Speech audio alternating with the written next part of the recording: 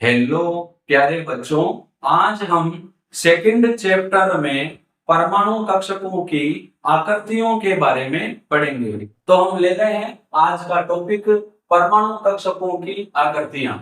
जैसा कि हमें पता है कि किसी परमाणु में इलेक्ट्रॉन का तरंग फलन को परमाणु कक्षक कहते हैं, लेकिन तरंग फलन का वर्गमूल जिसको हम बोलते हैं साई स्क्वायर, उसको हम प्रायिकता घनत्व कहते हैं। ये चीजें हमने पहले पढ़ रखी हैं क्वांटम मॉडल में। किसी परमाणु में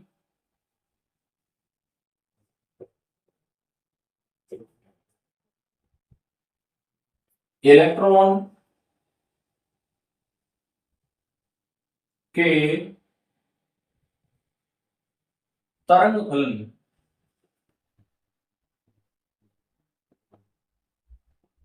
जिसको हम साई से रिप्रेजेंट करते हैं को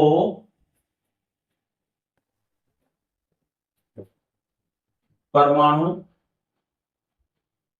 कक्षक कहते हैं।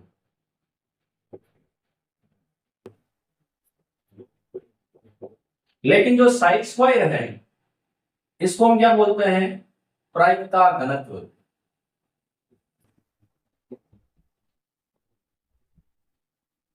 साई स्क्वायर वह क्षेत्र है जहां पर इलेक्ट्रॉन के पाए जाने की प्रायिकता अधिक होती है। साई स्क्वायर का मान हमें प्रायिकता घनत्व के बारे में बताता है।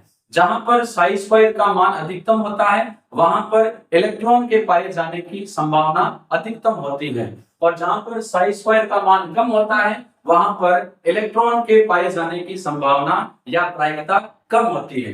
इसीलिए तरंग फलन के वर्गमूल साई स्क्वायर को हम प्रायिकता घनत्व कहते हैं। ये हमें नाभिक के चारों ओर उस क्षेत्र को बताता है जहां पर इलेक्ट्रॉन के पाए जाने की प्रायिकता अधिकतम हो। जहां पर साई स्क्वायर मैक्सिमम वहां इलेक्ट्रॉन के पाए जाने की प्रायिकता अधिकतम अर्थात कक्षक। जहां साई स्क्वायर मिनिमम वहां पर इलेक्ट्रॉन के पाए जाने की संभावना न्यूनतम अर्थात नोडल तल या नोडल सतह। देखो, यदि हम तरंग फलन साई और नाभिक से कक्षकों की दूरी r के मध्य ग्राफ खींचे तो 1s कक्षक के लिए जो ग्राफ है वो कुछ इस प्रकार का आता है। ये 1s कक्षक के लिए है, इसके ऐसे पैरेलल हो जाता है। 2s कक्षक के लिए अगर बात करें तो 2s कक्षक के लिए नाभिक से कक्षकों की दूरी r और तरंग फलन साई के मध्य ग्राफ खींचे तो ग्राफ कुछ ऐसा प्राप्त होता है। ये किसके लिए है? 2s कक्षक के लिए। लेकिन यदि हम ग्राफ तरंग फलन का स्क्वायर यानी साई स्क्वायर और नाभिक से कक्षकों की दूरी r के मध्य ग्राफ खींचे, यहां हम ले रहे हैं साई स्क्वायर यानी प्रायिकता घनत्व और r ले रहे हैं कक्षकों की नाभिक से दूरी, तो 1s कक्षक के लिए जो ये ग्राफ है ये कुछ इस प्रकार का प्राप्त हो रहा है। और 2s कक्षकों के लिए r और साई स्क्वायर के मध्य जो ग्राफ है वो हमें कुछ इस प्रकार का प्राप्त हो रहा है।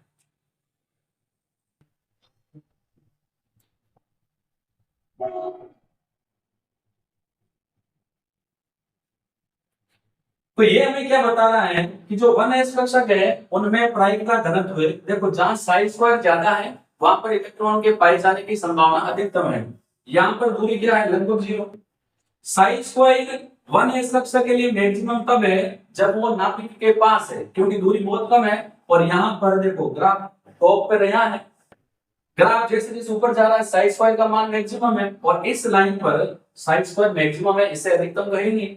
और साई स्क्वायर मैक्सिमम कब है? जब दूरी बहुत कम है।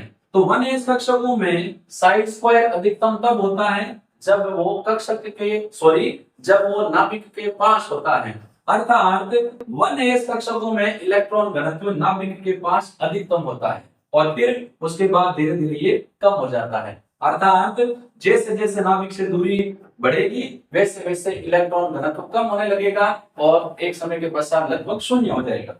लेकिन 2s कक्षकों की बात करें तो पहले तो प्रायिकता घनत्व अधिकतम होता है, लेकिन जैसे जैसे हम इस साइड जा रहे हैं दूरी बढ़ रही है वैसे वैसे प्रायिकता घनत्व घट रहा है और कुछ समय के पश्चात ये क्या हो जाता है शून्य, और शून्य होने के बाद पुनः बढ़ता है और बढ़ने के बाद एक निश्चित टाइम तक बढ़ने के बाद पुनः क्या हो जाता है धीरे धीरे लो हो जाता है। तो ये ग्राफ हमें क्या बताता है कि 1s कक्षकों में इलेक्ट्रॉन घनत्व नाभिक के पास अधिकतम होता है और जैसे जैसे नाभिक से दूरी बढ़ती है प्रायिकता घनत्व घटने लगता है, क्योंकि ग्राफ नीचे आ गया। 2s कक्षकों के लिए प्रायिकता घनत्व नाभिक के पास अधिकतम होता है, लेकिन जैसे जैसे नाभिक से दूरी बढ़ रही है प्रायिकता घनत्व घट रहा है और एक समय के पश्चात शून्य हो जाएगा और फिर बढ़ने लगेगा। जहां पर ये प्रायिकता घनत्व शून्य हो रहा है इसको हम क्या बोलते हैं, इसको हम बोलते हैं नोडल सतह। एस कक्षकों के लिए ये नोडल सतह होती है और पी और डी कक्षकों के लिए ये नोडल तल होता है। तो इन ग्राफ की सहायता से हम विभिन्न कक्षकों की आकृतियां ज्ञात कर सकते हैं। देखो फिर बता रहा हूं, 1s कक्षकों के लिए ग्राफ जब दूरी लगभग नाभिक के पास यानी लगभग 0 के पास है तो प्रायिकता घनत्व अधिकतम, लेकिन जैसे जैसे नाभिक से दूरी बढ़ती जाएगी प्रायिकता घनत्व घटते घटते कुछ समय पश्चात लगभग शून्य हो जाएगी। लेकिन 2s कक्षकों के लिए नाभिक के पास इलेक्ट्रॉन घनत्व सर्वाधिक क्योंकि साइज स्क्वायर मैक्सिमम है और जैसे जैसे दूरी बढ़ेगी प्रायिकता घनत्व घटता जाएगा और कुछ समय के पश्चात शून्य हो जाएगा और उसके बाद पुनः बढ़कर घटने लगेगा। जहां पर प्रायिकता घनत्व दो कक्षकों के बीच की वह जगह, दो कक्षकों के बीच की वह जगह जहां प्रायिकता घनत्व शून्य है उसको हम क्या बोलते हैं नोडल सतह। अब देखो हमने कुल 4 प्रकार के कक्षक पढ़ रखे हैं एस, पी, डी और एफ। इनमें से हम एस, पी और डी की आकृतियां ही पढ़ेंगे, एफ की आकृतियां जटिल होती है जो आप हायर क्लासेस में पढ़ोगे। तो सबसे पहले जो कक्षक है उसकी बात कर रहा हूं एस कक्षक। एस कोष में एक ही कक्षक होता है एस कक्षक। एस कक्षक की आकृति गोलाकार होती है अर्थात तीनों अक्षों के ऊपर इलेक्ट्रॉन वितरण समान होता है। 3 अक्ष होती है, जब हम 3D की बात करते हैं तो एक्स, वाई और जेड। तो जो एस कक्षक है, एस कक्षकों की आकृति कैसी होती है गोलाकार। तीनों अक्षों पर अर्थात त्रिविम में इलेक्ट्रॉन का वितरण समान होता है।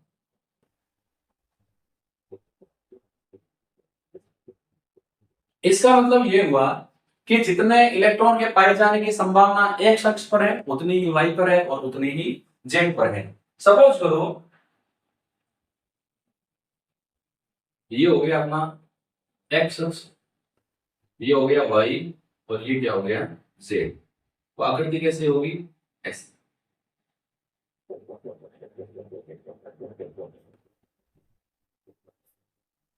इसको अब हम अलग अलग कक्षकों के लिए लागू कर रहे हैं। देखो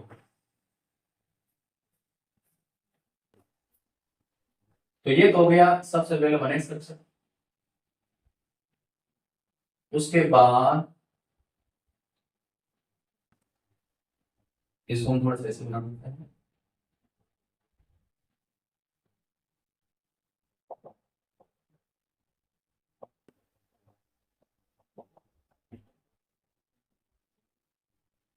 थोड़ा ध्यान देंगे, डायग्राम बहुत इंपॉर्टेंट है, समझ में आ गए तो आपका बेड़ा पार है, नहीं समझ में आए तो बेड़ा आगे रखें।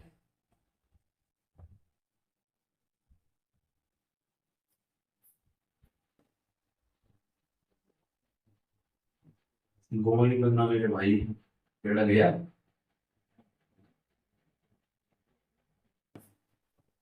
किसी को कहो तो मानने के लिए तैयार हो। ये एक्स मान लो, ये जेड मान लो, ये मान लो भाई।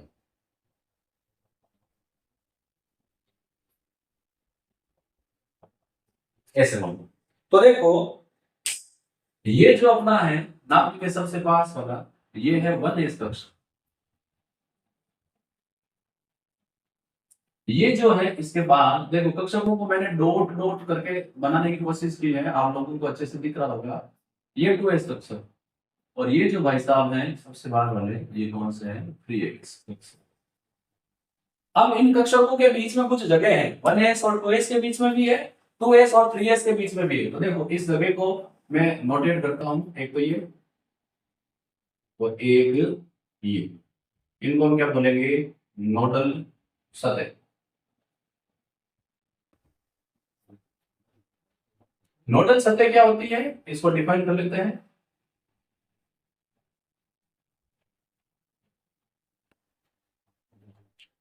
ये होती है एस कक्षकों के बीच वह स्थान जहां इलेक्ट्रॉन के पाए जाने की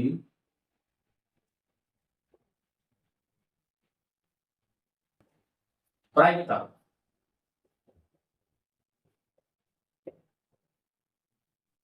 न्यूनतम हो, लगभग शून्य हो। शून्य कर लेते हैं,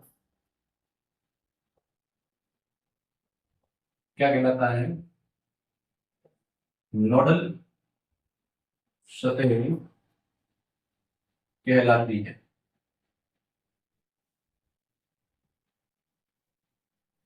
तो ये जो बीच में गैप है इसी को हमने नाम दिया है नोडल सतह। एस कक्षकों के लिए जो नोडल सतह होती है तो यहां हम कर लेते हैं नोडल सतह,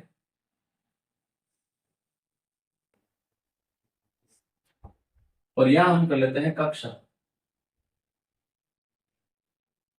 जो नोडल सतह है उसका मान होता है n-1। जैसे मान लो 1s है तो नोडल सतह कितनी होगी 0, 2s है 2 - 1 नोडल सतह कितनी होगी 1, 3s है तो नोडल सतह कितनी होगी 2, 4s है तो नोडल सतह कितनी होगी 3। जैसे हमने ये डायग्राम 3s तक बनाया है तो यहाँ नोडल सतह कितनी है 2, 1s और 2s के बीच में, 2s और 3s के बीच में। तो s कक्षकों के लिए नोडल सतह का फॉर्मूला है n-1, जो n क्या है मुख्य क्वांटम संख्या कोश संख्या। तो ये हमने बात कर ली s कक्षक की। अब हम नंबर 2 ले रहे हैं p कक्षक। तो p कक्षकों की आकृति,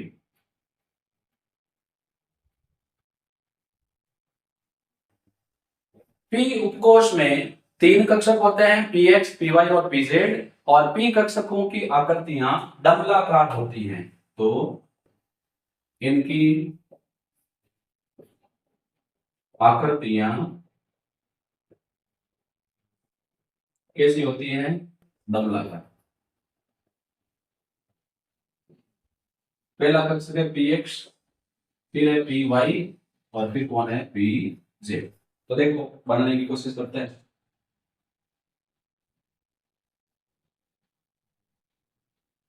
इसको x मान लो, इसको y मान लो, इसको मान लो z। ऐसे बना लेते हैं 3 अक्ष x y z,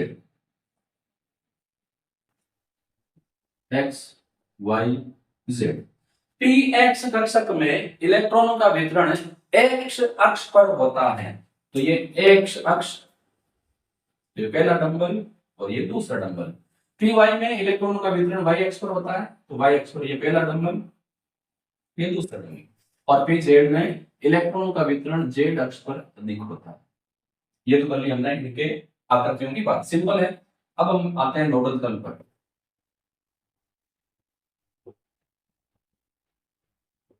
दो कक्षकों के बीच की वह जगह है जहां पर इलेक्ट्रॉनों के पाए जाने की संभावना न्यूनतम हो उसको हम बोलते हैं नोडल तल। अब देखो हम बात करते हैं px में। तो px में x और y के बीच में लोबी है, लेकिन x देखो x और y के बीच में लोबी है, लेकिन जो y और z है इनके बीच में कोई भी लोबी नहीं है। यानी y और z के बीच में इलेक्ट्रॉन के पाए जाने की संभावना क्या है न्यूनतम। तो ये नोडल तल हो गया। py में x और y के बीच में है, लेकिन देखो लग तो ऐसे रहा है एक्स और जेड के बीच में भी है, लेकिन ये कुछ ऐसे हैं, इनको आप थोड़ा सा समझने का प्रयास करेंगे। ये कुछ मान लो ऐसे है, या इनको ऐसे कर लेते हैं। तो ये अपने हो गया एक्स, ये हो गया, देखो ये एक्स, ये जेड, और ये कौन है, वाई। ऐसे समझे आप, ये एक्स, ये वाई, और ये कौन है, लाल पेन वाला। देखो ये ब्लैक पेन वाला एक्स, ये जेड, और रेड वाले को आप क्या माने, ये कुछ ऐसा है। तो ये जो लोबी है ये एक्स और वाई के बीच में, इनके बीच में, एक्स और वाई के बीच में है, एक्स और वाई के बीच में, लेकिन क्या एक्स और जेड के बीच में है। वापस बता रहा हूं, ध्यान देंगे, ब्लैक वाले पेन को माना है एक्स, ब्लू वाले को माना है जेड, और रेड वाले को माना है आप वाई। तो यहां पर इलेक्ट्रॉन घनत्व रेड और ब्लैक के मध्य है, यानी एक्स और वाई के मध्य इलेक्ट्रॉन घनत्व है, लेकिन जो एक्स और जेड है इनके मध्य इलेक्ट्रॉन घनत्व नहीं है। यहां पर बोर्ड में लग रहा है, लेकिन ये संरचना कैसी है, त्रिविमीय है। तो यहां पर जो नोडल तल है वो क्या हो जाएगा, एक्स जेड। और पी जेड में इलेक्ट्रॉन घनत्व वाई और जेड के बीच में, जबकि एक्स और वाई के बीच में नहीं है। तो यहाँ नोडल तल क्या है, एक्स और वाई। तो पी एक्स में नोडल तल वाई जेड, पी वाई में एक्स जेड, और जेड में एक्स वाई। अब इनको ध्यान में रखने का तरीका ये है कि पी एक्स में देखो तीन अक्ष होती है, x y z. P x में एक्स है, बचा कौन, वाई और जेड। पी वाई में वाई है, बचा कौन, एक्स और जेड। पी जेड में जेड है, बचा कौन, एक्स और। अब मैं जैसे पीएक्स को बनाने का यहाँ प्रयास कर रहा हूं, ये मान न्यूक्लियस, ये 2px, ये 3px, ये 4px। तो देखो ये क्या है, 2px, 3px, ये क्या है, 4px। कंफ्यूजन से बचने के लिए इसको ऐसे करते हैं। और इनके बीच की जो ये जगह है, खाली जगह है, यदि ये और ये क्या है, नोडल तल। पी कक्षकों में नोडल तल का फॉर्मूला होता है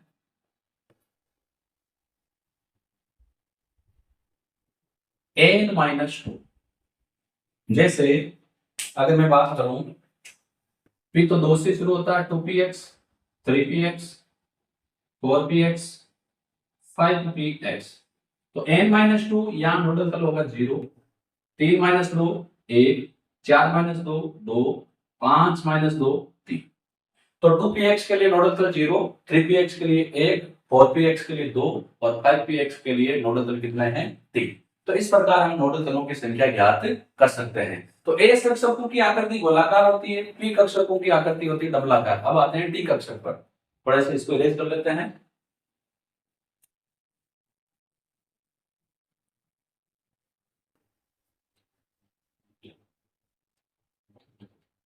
नंबर 3 जो कक्षक है वो हम ले रहे हैं डी कक्षक। तो डी कक्षकों की आकृति,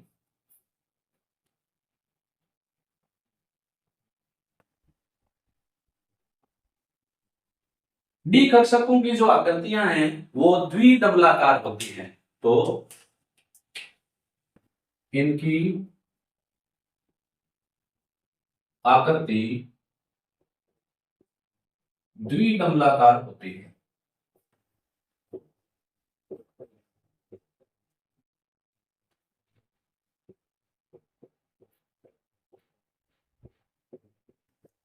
डी उपकोष में 5 कक्षक होते हैं। तो डी उपकोष जो है इसमें 5 कक्षक होते हैं, d x y, d x z, d y z, d x square y square, और डी जेड स्क्वायर। इन पांचों कक्षकों को हम बोलते हैं समभ्रंश कक्षक।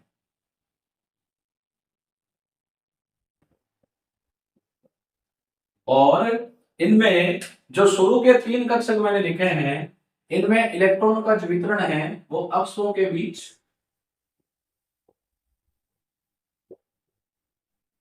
या अक्षों के मध्य, और इन दोनों में इलेक्ट्रॉनों का जो वितरण है वो अक्षों पर होता है। सवाल आता है ये समभ्रंश कक्षक क्या होते हैं?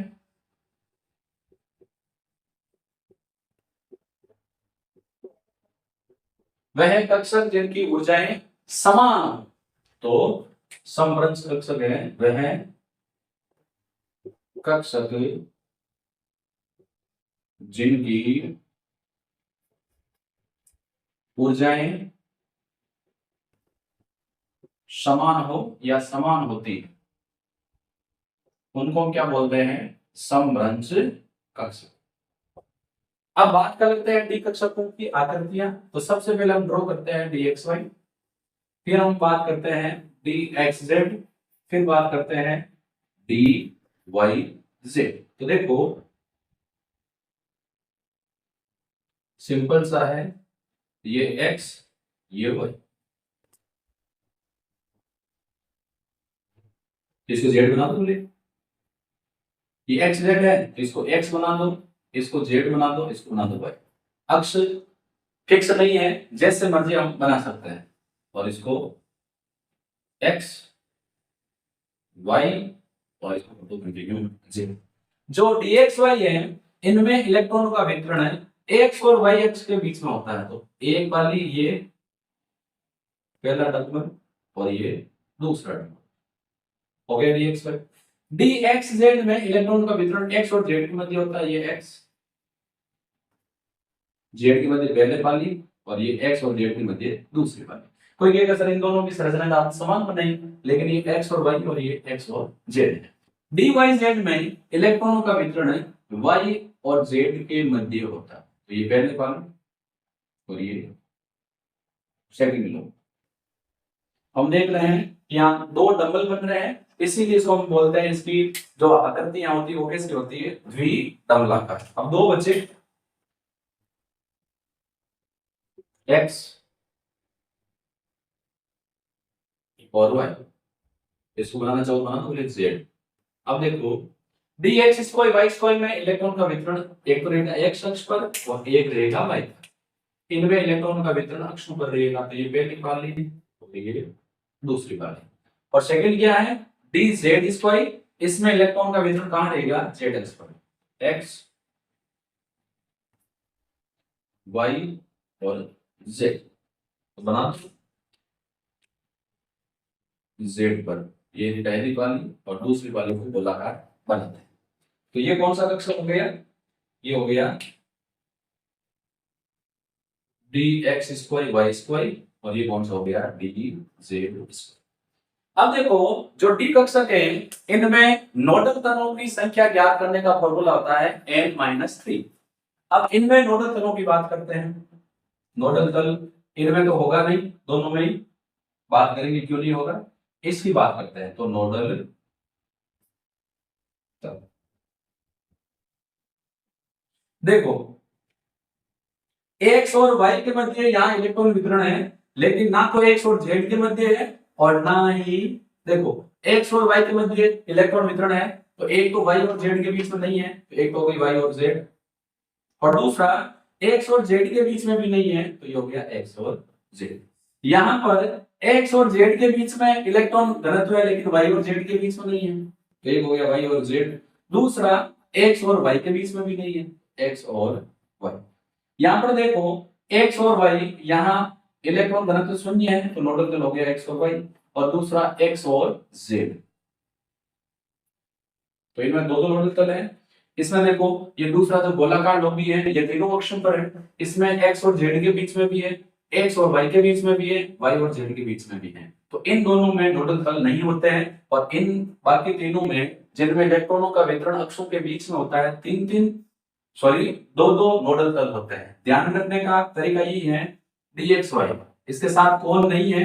जेड नहीं है। तो एक बार एक्स के साथ जेड जोड़ दो, एक बार वाई के साथ जेड जोड़ दो, ठीक है। इसमें क्या नहीं है? वाई नहीं है, तो एक तो एक्स के साथ वाई जोड़ो एक्स वाई, जेड के साथ वाई जोड़ो वाई जेड। वाई जेड में क्या नहीं है? एक्स, तो एक्स के साथ वाई जोड़ो एक्स वाई, एक्स के साथ जेड जोड़ो एक्स जेड। तो जो नहीं है उसको अन्य दोनों के साथ जोड़ दो, दो नोडल तल बन जाएंगे। अब देखो डी कक्षकों में नोडल तल ज्ञात करने का फॉर्मूला है नोडल तल बराबर n-3।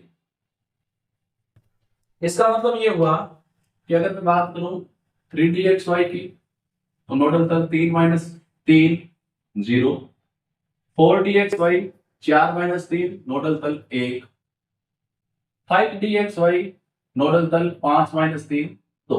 तो इस प्रकार नोडल तलों की संख्या हम ज्ञात कर सकते हैं। अब देखो अगला जो सवाल आता है वो सवाल यह है कि दो प्रकार के यहाँ नोड होते हैं।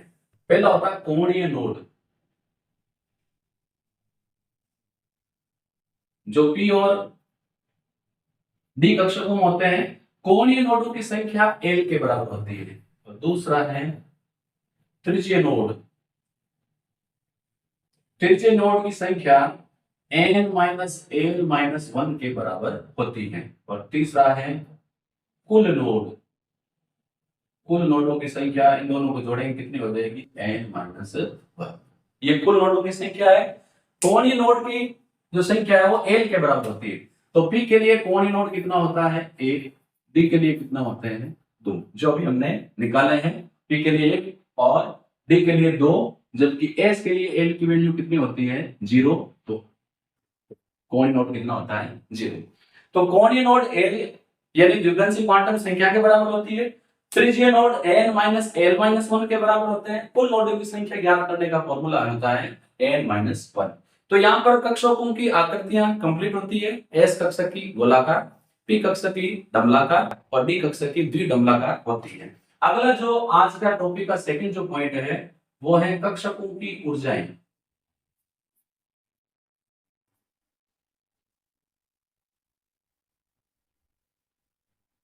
जिन परमाणुओं में एक इलेक्ट्रॉन होता है उनमें कक्षकों की ऊर्जाएं केवल मुख्य क्वांटम संख्या पर निर्भर करती हैं। जैसे हाइड्रोजन, तो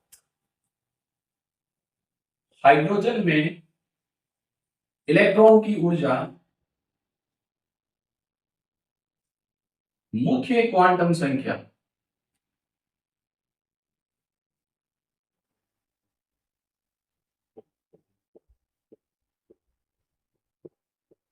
पर निर्भर करती है।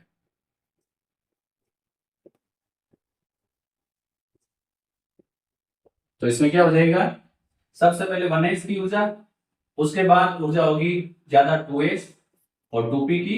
यानी एक जो कोश है उसमें विभिन्न उपकोशों की ऊर्जाएं बराबर होगी। इसके बाद कौन आएगा 3s, 3p और 3d की ऊर्जाएं बराबर होगी। इसके बाद आएगा 4s, 4p, 4d, 4f की ऊर्जाएं बराबर होगी। जैसे जैसे कोश संख्या बढ़ेगी वैसे वैसे ऊर्जा भी बढ़ेगी। तो इसको ऐसे बना सकते हैं, एनर्जी लेवल है यहाँ पर, ऊर्जा लगातार क्या हो रही है बढ़ रही है। तो ये हो गया 1s, 2s, 2p, 3s, 3p, 3d, 4s, 4p, 4d, 4f लिख सकते हैं। तो ये 1s कक्षक है, ये 2s, 2p, ये 3s, 3p, 3d और ये 4s, 4p, 4d, 4f। तो वह परमाणु जिसमें इलेक्ट्रॉन की संख्या एक होती है उनमें कक्षकों की ऊर्जाएं मुख्य क्वांटम संख्या पर निर्भर करती हैं। अर्थात जैसे जैसे मुख्य क्वांटम संख्या का मान बढ़ेगा ऊर्जा भी बढ़ेगी, लेकिन एक कोश में विभिन्न उपकोशों की ऊर्जाएं बराबर होती है। लेकिन अगला क्या है, एक से अधिक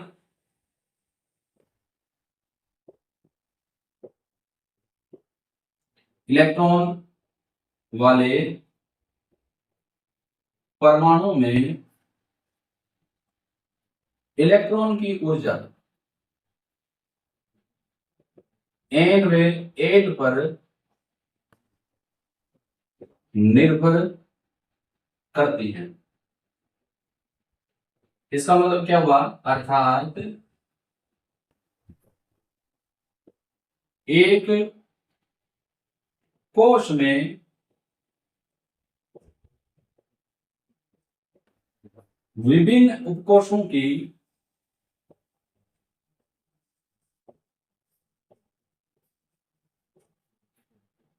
ऊर्जा भिन्न भिन्न होती है। तो एक कोष के विभिन्न उपकोषों की ऊर्जाएं भिन्न भिन्न क्यों होती है? इसका कारण है इलेक्ट्रॉनों के मध्य प्रतिकर्षण। जैसे यदि हम 3s 3p 3d की बात करें तो इसमें सबसे कम ऊर्जा होगी 3s की, उसके बाद होगी 3p की, और उसके बाद किसकी होगी 3d की। क्योंकि इसके n का मान 3 और l का मान कितना है 0, तो n प्लस l हो गया 3। इसमें n 3 l 1 4 हो गया n प्लस l, इसका n 3 l 2 कितना हो गया 5। जो हम अगले टॉपिक में जब हम ओप्पो का नियम पढ़ेंगे वहां इसको डिटेल से पढ़ेंगे। तो वह परमाणु जिसमें इलेक्ट्रॉनों की संख्या एक से अधिक होती है उन परमाणुओं में इलेक्ट्रॉनों की ऊर्जा मुख्य क्वांटम संख्या के साथ साथ द्विघांसी क्वांटम संख्या पर निर्भर करती है। अर्थात एक कोष में विभिन्न उपकोषों की ऊर्जाएं बराबर होती है। ये तो तब होती है जब एक इलेक्ट्रॉन हो, जब एक से अधिक इलेक्ट्रॉन होगा तो ऊर्जाएं भिन्न भिन्न होगी, जैसे मैंने यहाँ बताया। सबसे कम 3s फिर 3p और उसके बाद 3d। अब देखो एक मैं एनर्जी लेवल लिखता हूं 1s हाइड्रोजन का, उसके बाद चलो ये अगले टॉपिक में हम कंसीडर करेंगे। तो यहाँ पर अपना जो टॉपिक है परमाणु कक्षकों की आकृतियां, वे परमाणु कक्षकों की ऊर्जाएं ये कंप्लीट होती है। वह परमाणु जिनमें एक इलेक्ट्रॉन होता है उनकी जो इलेक्ट्रॉनों की ऊर्जाएं हैं मुख्य क्वांटम संख्या पर निर्भर करती हैं, और वह परमाणु जिनमें इलेक्ट्रॉनों की संख्या एक से अधिक होती है उनमें कक्षकों की या इलेक्ट्रॉनों की ऊर्जाएं मुख्य क्वांटम संख्या के साथ साथ द्विघांसी क्वांटम संख्या पर निर्भर करती है। तो यहाँ पर अपने ये टॉपिक कंप्लीट होता है। हम फिर मिलेंगे अगले टॉपिक के साथ। धन्यवाद।